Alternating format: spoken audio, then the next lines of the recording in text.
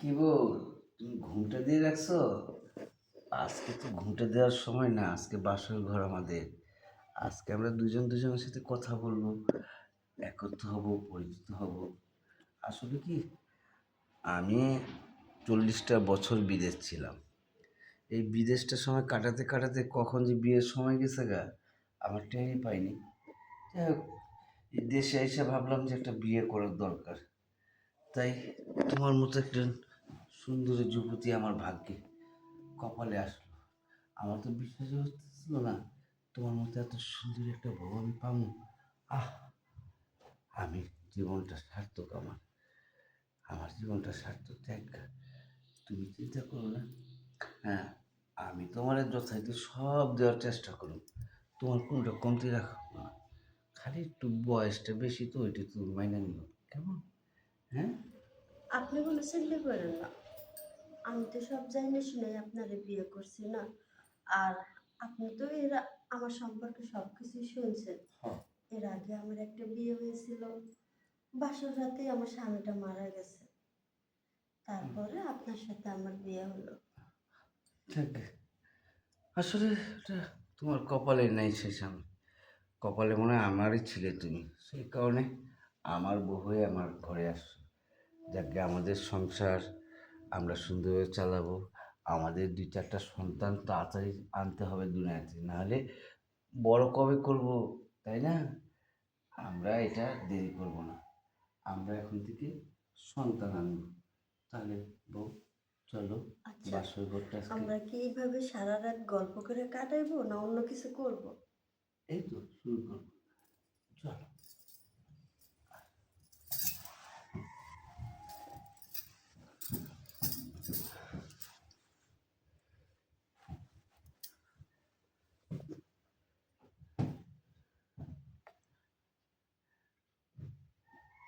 কি ব্যাপার, দেরি করতেছেন কেন?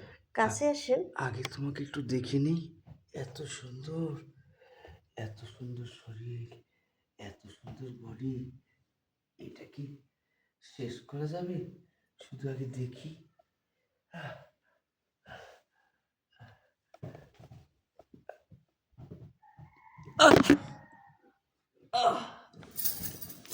কি হয়েছে আপনার?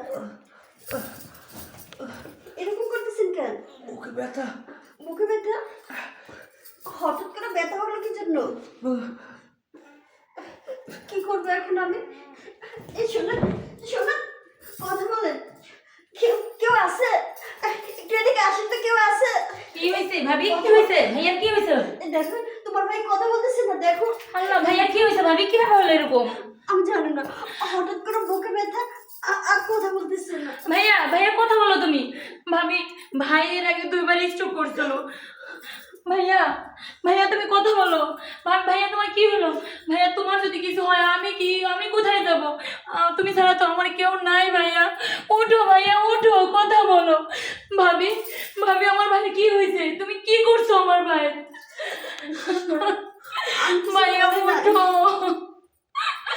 ভাইয়া তুমি ছাড়া আমার কেউ নাই। আমাকে আমাকে কে দেখবে ভাইয়া? কে আমাকে ডাকবে?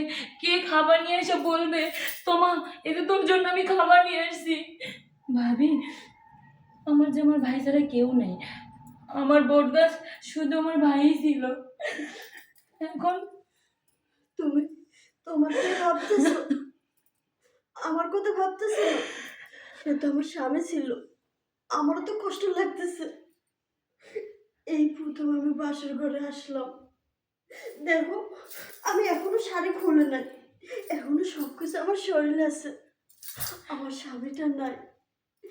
আমি এই মুখ এখন মানুষকে দেখাবো কি করে? না, না ভাবি, বাসর ঘরে আমার স্বামী। না। আমি তোমাকে আমি তোমাকে বিফলে যেতে দিব না ভাবি। তুমি আমার ভাইয়ের ব্যাপারে সব কিছু জেনে শুনে তুমি আমার ভাইয়ের কাছে আসতো। আমি তোমাকে ঠকাবো না। আমার ভাইয়ের যা ছিল সবই তো আমার। আমার তো মা নাই, বাবা নাই, কেউ নাই। আমি আমি টাকা পয়সা বাড়ি গাড়িতে কি করবো? যে মানুষটার জন্য আসলাম, সেই মানুষটাকে যদি আমি না পাই, আমি এখানে থেকে কি করব? তাছাড়া আমার তো পোড়া কপাল, আরেকবার আরেক জায়গায় বিয়ে হলো, এই একই কাহিনী। বাসর রাতে স্বামী আমাকে স্পর্শ করার আগে মারা গেল, আজকেও সেম একই কাহিনী। না না, আমি আর এই জীবন রাখবো না। আমার জন্য করে এভাবে আর কারো মৃত্যু হোক, আমি এটা চাই না। এই এই তুমি কি বলতেছো ভাবি?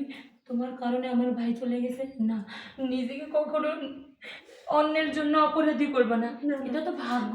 আমি অনেক বড় অপরাধী, আমার ভাগ্য ভালো না। আমার কাছে যে আসবে তারই এরকম হয়ে যাবে। না না, তুমি আমাকে পাশে করো না, তুমি আমাকে পাশে, তোমারও আমি চাই না ক্ষতি হোক। আমি চাই না আমার জন্য কারো না না, ক্ষতি হোক। তুমি নিজে কপরে দেখো, দেখো ভাবি, ভাইয়া কি সুন্দর শুনতেছে আমাদের কথাগুলো। আমাকে যেতে দাও। ভাবি, ভাবি, ভাবিও চলে গেল, ভাইয়াও চলে গেল। এখন আমি কাকে নিয়ে থাকবো ভাইয়া? আমি কাকে নিয়ে থাকবো? কথা বলো ভাইয়া, কথা বলো, আমি কাকে নিয়ে